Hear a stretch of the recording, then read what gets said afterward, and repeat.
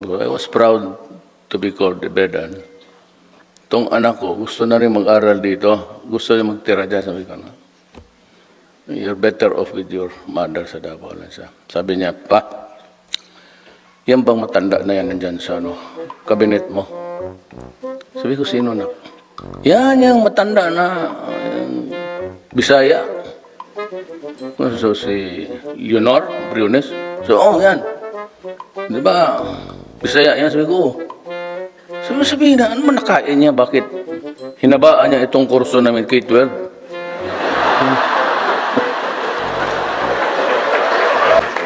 Sabi ko na, wala man tayong problema dyan. If it's just a matter of suggesting, I can.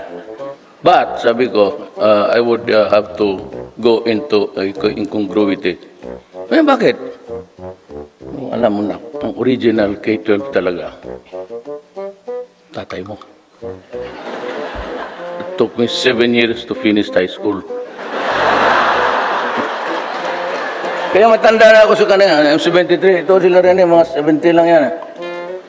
Kasi well, including the scholarship of Soroy and Soroy is Lakwatsa, took me 7 years actually to